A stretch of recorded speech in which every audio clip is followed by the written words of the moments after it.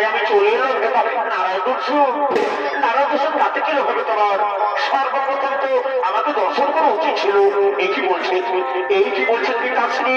শ্রী বিষ্ণু মহেশ্বর আপনি, আপনার তো তিনজনেই ত্রিদেব, তাই আমি কাছে করতে বোধে আপনার তিনজন আমার কাছে সমান। তাই তো ভক্তি ভাবে আমি তিনজনই করে সমান।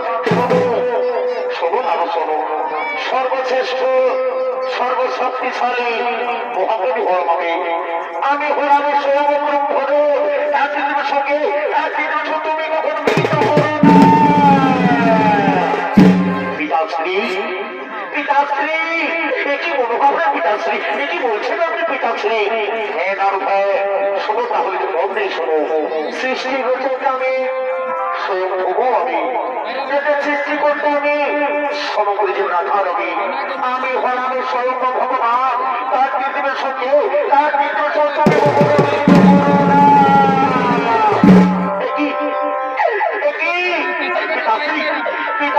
পৃথিবীর অপমান করে চলেছে। এটি ঘোর শব্দ, এটি সৃষ্টির বিনাশের লক্ষ্য। কোথায় বলা হবে?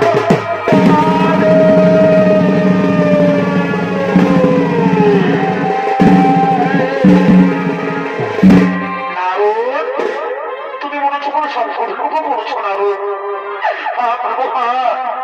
পিতাশ্রী পিতাশ্রী দেবের অপমান করে চলেছ প্রভু। পিতাশ্রী দেবের অপমান করে চলেছে।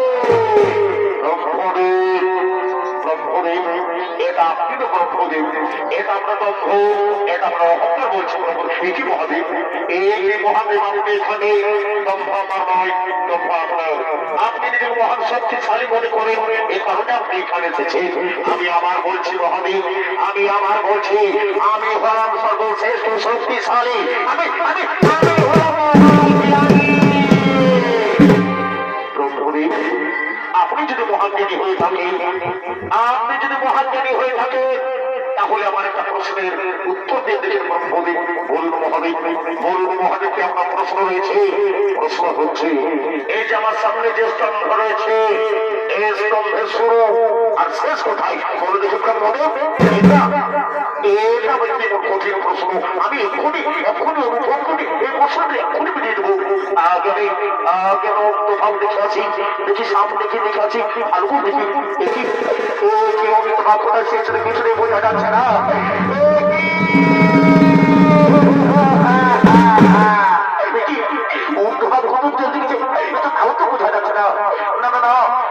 প্রশ্ন উত্তর দিতে না বলে মহাদেবের কাছে অপমানিত হবো। যে প্রশ্ন উত্তর ব্রহ্মদেব জানে না, সে প্রশ্ন উত্তর দেবে কোনো শক্তি জানে না। যাকে কিছু বলে দিল সে মহাদেব। আমি প্রশ্ন খুঁজে পেয়েছি। সত্যি বলছেন, সত্যি বলছেন ব্রহ্মদেব, আপনি প্রশ্ন খুঁজে বের করে দিচ্ছেন। শুনুন ব্রহ্মদেব, তাহলে আমার একটি কথা, আপনি যদি প্রশ্ন উত্তর মিথ্যে বলে থাকে, আপনি যদি প্রশ্ন উত্তর মিথ্যে বলে থাকে, তাহলে আপনার ব্রহ্ম হয়ে গেছে।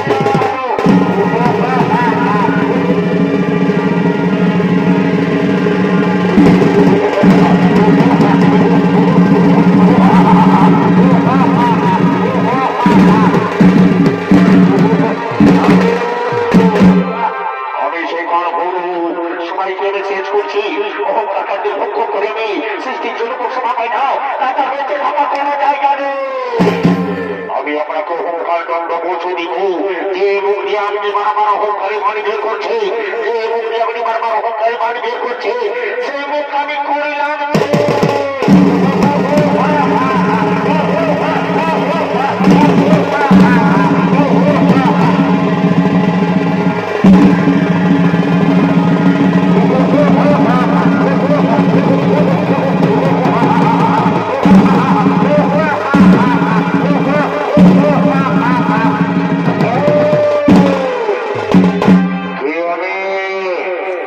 পিতাকে, আমার মাতাকে, আমাকে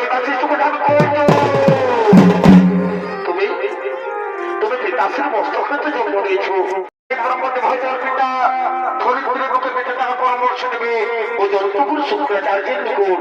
তুমি পিতার মস্তকে এসেছিল, তুমি পিতার মস্তকে এসেছিল, তাই তোমার